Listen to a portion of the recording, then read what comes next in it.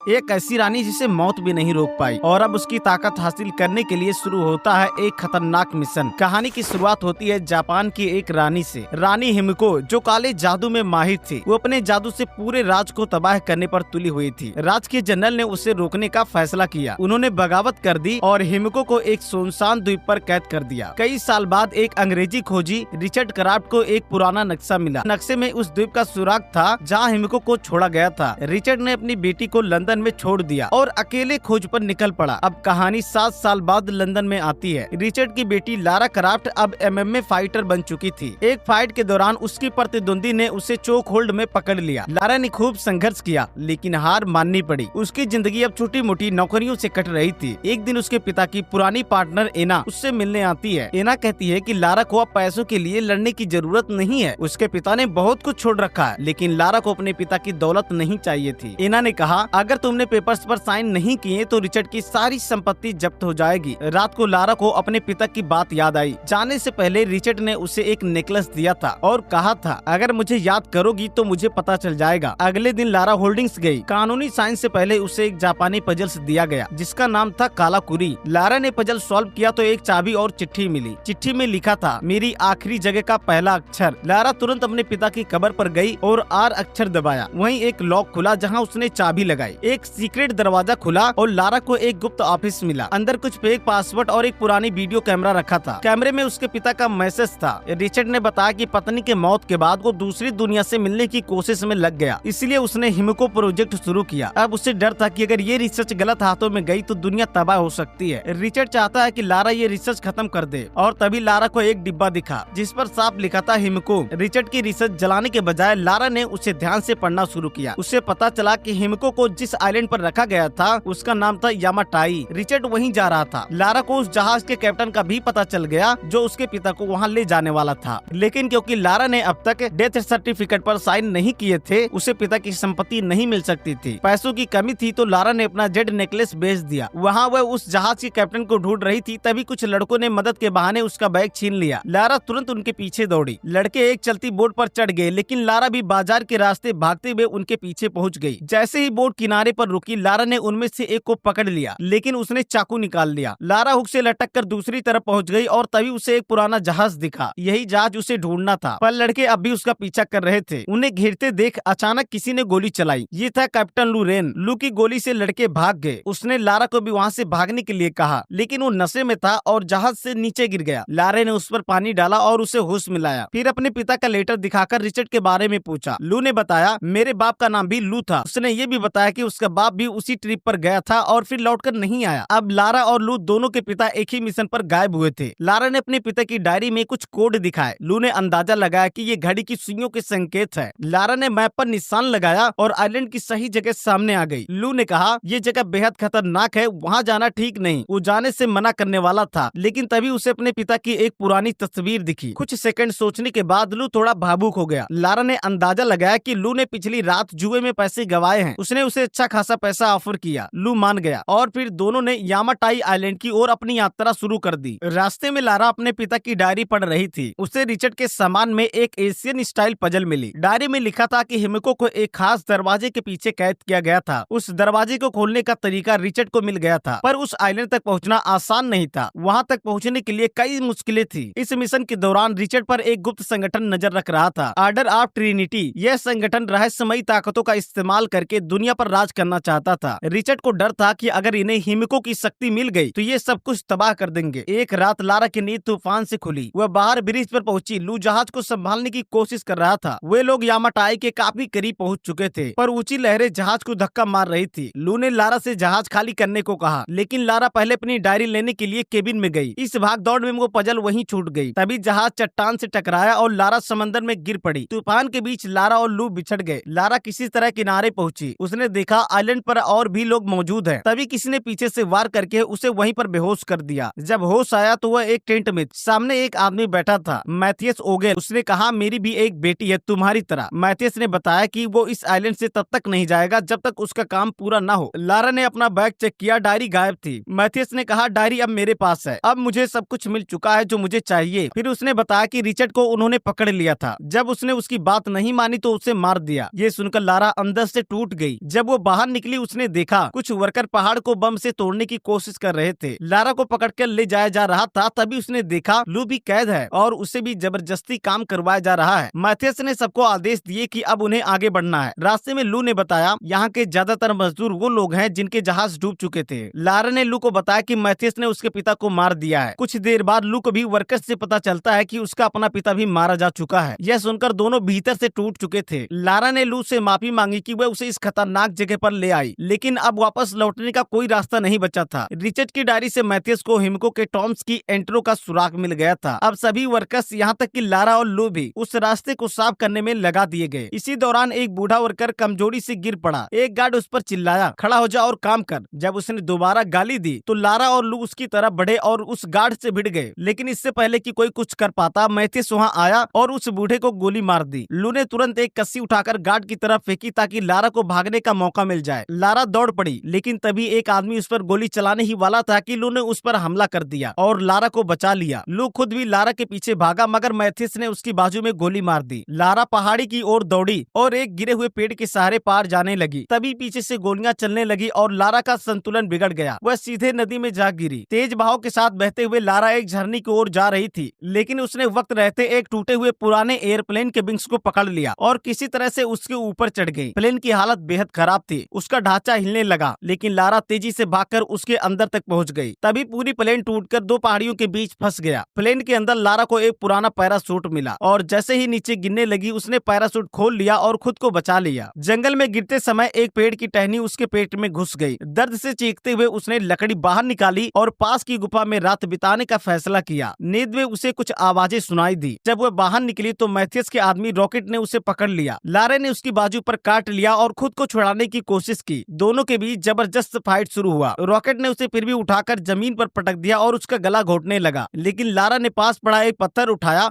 और उसका सिर फोड़ दिया। फिर उसका चेहरा कीचड़ में दबा दिया और रॉकेट की मौत हो गई। लारा इस बात से शौक में थी कि उसने किसी की जान ली है, लेकिन तभी उसकी नजर अंधेरे में किसी आदमी पर पड़ी। वो उसे बिना सोचे समझे पीछा करने लगी। जैसे ही वह पहाड़ी तक पहुंची उसने देखा यह और कोई नहीं बल्कि उसका पिता रिचर्ड क्राफ्ट था। रिचर्ड को लगा था कि शायद वह भ्रम देख रहा है, उसकी बेटी यहाँ कैसे हो सकती है। लारा ने उसे यकीन दिलाया कि वह सच में यहाँ है। यह सुनकर रिचर्ड की आंखें भर आई। उसने लारा के घाव पर पट्टी की और कहा, इस बार तुम्हें अकेला नहीं छोड़ूंगा। अगली सुबह वर्कर्स ने हिमको के टॉम्ब का रास्ता साफ कर दिया। मैथियस ने रेडियो पर किसी को संपर्क किया। लारा जब उठी तो उसने देखा उसका पिता सेव कर रहा था। लारा उसकी मदद करने लगी। रिचर्ड ने बताया कि लारा को छोड़ना उसके लिए आसान नहीं था, लेकिन हिमको की वजह से वह इस आइलैंड से नहीं जा पाया। उसने यह भी बताया कि मैथियस उसी ट्रिनिटी ऑर्गेनाइजेशन के लिए काम करता है और अब उसे किसी भी हालात में हिमको तक नहीं पहुंचने देना है। रिचर्ड ने लारा से पूछा कि क्या उसने सारी रिसर्च जला दी थी। लारा ने कहा नहीं, उसने वो नहीं जलाई। यह सुनकर रिचर्ड थोड़ा घबरा गया, लेकिन लारा ने समझाया कि अगर वो रिचर्ड जला देती तो शायद कभी अपने पिता तक पहुंच ही नहीं पाती। जब रिचर्ड को पता चला कि उसकी डायरी अब मैथियस के हाथ में है तो वह गुस्से से भर उठा, पर लारा को फर्क नहीं पड़ा। उसे तो बस अपने पिता को ढूंढने की कोशिश थी। रिचर्ड ने चेतावनी दी कि यह सब कोई मजाक नहीं है। अगर हिमको की कब्र एक बार खुल गई तो इससे पूरी दुनिया खतरे में पड़ सकती है। लारा ने एक प्लान सोचा, अगर वो मैथियस के सैटेलाइट फोन तक पहुंच जाए तो वहां से बाहर निकलने का रास्ता मिल सकता है। उसने एक धनुष और तीर उठाया और छुपते छुपाते मैथियस के कैंप की ओर बढ़ गई। वो किसी तरह मैथियस के टेंट तक पहुंची, लेकिन थोड़ी ही देर में मैथियस वहां आ गया और लारा को छुपना पड़ा। मैथियस को फोन पर एक मैसेज मिला कि उसका बॉस जल्द ही आइलैंड पर पहुंचने वाला है, लेकिन एंट्रेंस के कोड अभी भी उसके पास नहीं थे।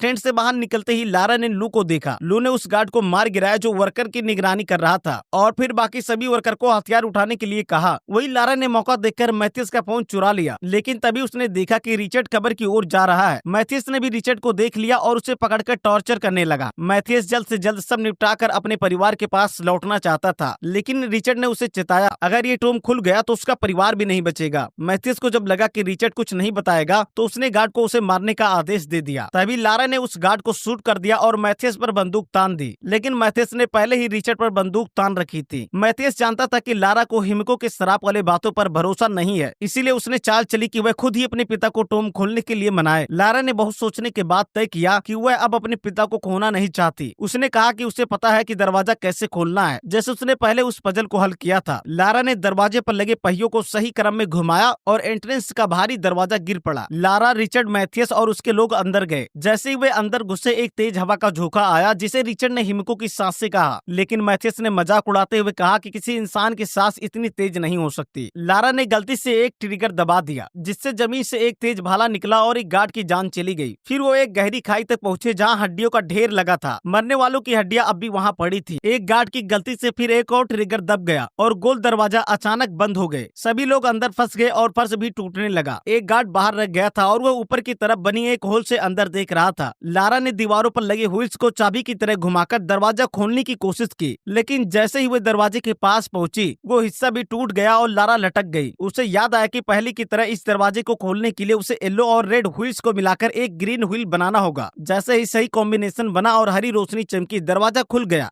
अंदर पहुंचते ही उन्हें कई टूटी फूटी कब्रें दिखी। ये दरअसल हिमिको की दासियों की कब्रें थी। उन्होंने अपनी रानी की मौत के बाद भी उसका साथ नहीं छोड़ा था। ये सब कुछ बिल्कुल वैसे ही था जैसे रिचर्ड ने अपनी डायरी में लिखा था। यह देखकर लारा को डर लगने लगा कि शायद वो शराब वाली बात सच हो। आखिरकार वो लोग हिमिको की असली कब्र तक पहुँच गए। रिचर्ड ने मैथ्यूस को समझाने की कोशिश की कि इसे खोलना बहुत खतरनाक होगा, लेकिन मैथ्यूस ने एक नहीं सुनी। ताबूत खोला और उसमें हिमिको की बॉडी रखी थी। तभी अचानक उसकी आंखें खुल गई और उसका शरीर सड़ने लगा। लारा ने नोटिस किया कि टॉम की दीवारों पर हिमिको के दानों नहीं, बल्कि एक बलिदानी रानी के रूप में दिखाया गया था। उसे वह पहेली याद आई, जिंदगी पाने के लिए हिमिको को मरना पड़ा। इसका मतलब था कि हिमिको ने खुद को बंद करके दुनिया को वायरस से बचाया। लारा ने गार्ड को रोकने की कोशिश की, लेकिन उन्होंने उसकी नहीं सुनी। जैसे ही एक गार्ड ने हिमिको को छुआ, उसके हाथ काले पड़ गए और उसका शरीर सड़ने लगा। वो डर के मारे फायर करने लगा, जिसमें एक और गार्ड मारा गया। मैथ्यूस ने उसे भी गोली मार दी ताकि वायरस ना फैले। फिर भी मैथ्यूस हिमिको की एक उंगली काट कर अपने बॉस को देना चाहता था। लारा ने हमला कर दिया और एक गार्ड को खत्म कर दिया। रिचर्ड ने भी गन उठाई और मैथ्यूस की टांग में गोली मार दी। एक घायल गार्ड लारा के पीछे दौड़ा जब वह बाहर भाग रही थी। रिचर्ड ने मैथ्यूस को रोकने की कोशिश की, लेकिन मैथ्यूस ने उस पर गोली चला दी। तभी एक संक्रमित गार्ड उठा और रिचर्ड पर हमला कर दिया। रिचर्ड ने उसे मार दिया, लेकिन अब वह भी संक्रमित हो चुका था। उसने अपनी बाजू पर पट्टी बांध ली ताकि वायरस धीरे धीरे फैले। उधर लारा एक कब्र में छुप गई, लेकिन गलती से एक हड्डी पर पैर पड़ गया। अचानक सुनकर गार्ड वहां पहुंचा और दोनों नीचे गिर पड़े। नीचे एक ट्रिगर था जिस पर लारा ने पैर रखा था। ऊपर से नुकीली लकड़ियां गिरने लगी। एक सीधे गार्ड में जाकर घुसी और वह मारा गया। इसके बाद लारा वापस हिमिको की कब्र की ओर लौट पड़ी, लेकिन रिचर्ड ने लारा को पास आने से मना कर दिया, क्योंकि अब उसके शरीर में भी वायरस फैल चुका था। उसने लारा से कहा कि वह जल्दी से जाकर मैथ्यूस को रोके और तब तक वह हिमिको की टॉम को आग लगा देगा। लारा किसी भी हाल में अपने पिता को मरने नहीं देना चाहती थी, लेकिन रिचर्ड अपनी किस्मत स्वीकार कर चुका था। मेरे लिए इतना काफी है कि मैं तुम्हें एक बार फिर देख पाया। लारा की आंखों में आंसू थे। उसने हथियार उठाया और अपने पिता को आखिरी बार अलविदा कहा। उधर मैथ्यूस हड्डियों की खाई पार कर रहा था। लारा ने छलांग लगाई और सीढ़ी की दूसरी तरफ लैंड करके उसका रास्ता रोक दिया। उसने एक जोरदार लात मारकर मैथ्यूस को वापस खाई की तरफ फेंक दिया, लेकिन मैथ्यूस भी हार मानने वाला नहीं था। अब दोनों के बीच जमकर लड़ाई शुरू हो गई। मैथ्यूस ने लारा की गर्दन पकड़ ली, लेकिन लारा ने भी ताकत लगाकर उसे गिरा दिया। वो जानती थी कि अगर मैथ्यूस वायरस लेकर बाहर गया तो पूरी दुनिया खतरे में आ जाएगी, इसलिए उसने सीढ़ी ही गिरा दी ताकि मैथ्यूस वापस ना जा सके। मैथ्यूस ने गुस्से में कुल्हाड़ी उठाई और लारा पर हमला कर दिया। उसने लारा को जमीन पर गिराकर गला दबाने की कोशिश की। तभी हिमिको की ट्रम्प में एक जोरदार धमाका हुआ। रिचर्ड ने उसे उड़ा दिया था। धमाके से मैथ्यूस का ध्यान भटका और लारा ने तुरंत उसे जोरदार लात मारी। फिर मौका देकर उसने हिमिको की उंगली वाला बैग उठाया और सीधा मैथ्यूस के मुंह में डाल दिया। अब वायरस उसके अंदर भी फैल चुका था। लारा ने एक और धक्का दिया और मैथ्यूस खाई में गिर गया। अब पूरा टॉम टूटने लगा था। लारा जल्दी से दीवार पर चढ़ने लगी। बाहर खड़े लू ने उसे ऊपर आते देखा तो हाथ बढ़ाकर लारा को खींच लिया। वो जैसे तैसे बाहर निकल पाए। वहीं ट्रिनिटी के हेलीकॉप्टर पहुंच गए थे। लारा और लू ने पायलट को धमकाया और जबरन उन्हें वापस ले जाने को कहा। लंदन पहुंचकर लारा ने वो सारे पेपर साइन कर दिए, जिससे ये तय हो गया कि उसके पिता अब इस दुनिया में नहीं है और उनकी कंपनी की मालिक अब लारा होगी। आखिर में लारा ने वो नेकलेस वापस खरीद लिए जो कभी मजबूरी में बेचना पड़ा था। वो नेकलेस हाथ में लेकर उसने अपने माता पिता को याद किया। तो यहीं पर वीडियो को लाइक करके चैनल को सब्सक्राइब कर ले। फिर मिलते हैं एक और दमदार कहानी के साथ, तब तक के लिए बाय बाय।